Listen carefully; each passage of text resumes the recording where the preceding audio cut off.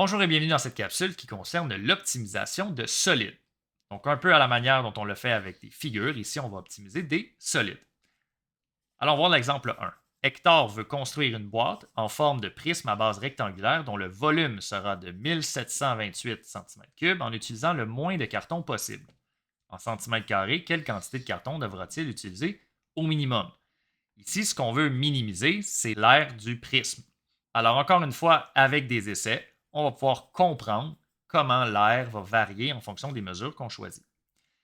À l'essai 1, la longueur de la boîte 24 cm, la largeur 4 cm et la hauteur 18 cm. Si vous effectuez le calcul, vous allez vous apercevoir que le volume, c'est bel et bien 1728 cm3. Maintenant, on calcule l'air de la boîte, l'air de la base dans un premier temps, 24 fois 4. Et 24 fois 4, on obtient 96 cm². L'aire latérale, on l'obtient en multipliant le périmètre de la base fois la hauteur. Le périmètre de la base, c'est 2 fois 24 plus 4, qu'on multiplie par la hauteur qui est 18. 2 fois, on obtient 28 ici, 2 fois 28 multiplié par 18, on obtient 1008 cm².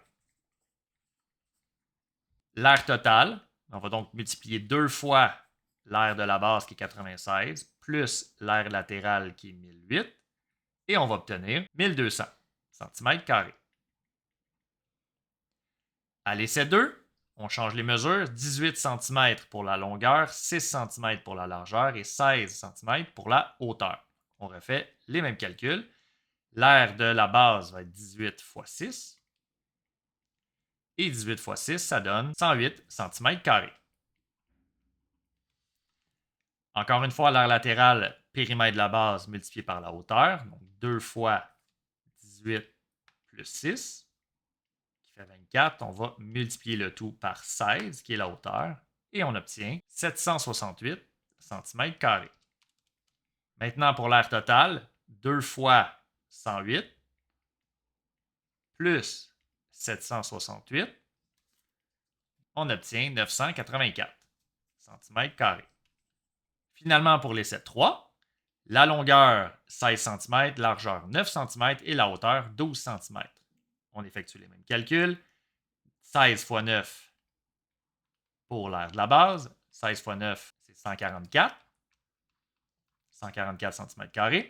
L'aire latérale, encore une fois, 2 fois 16 plus 9, qu'on multiplie par 12, la hauteur.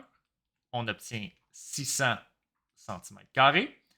Et l'aire totale, 2 fois 144 plus 600 et on obtient 888 cm².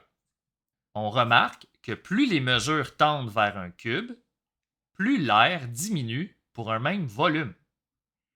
À chaque fois, la longueur, la largeur et la hauteur se rapprochaient l'une de l'autre pour finalement arriver avec 16, 9 et 12 et une aire de 888 cm².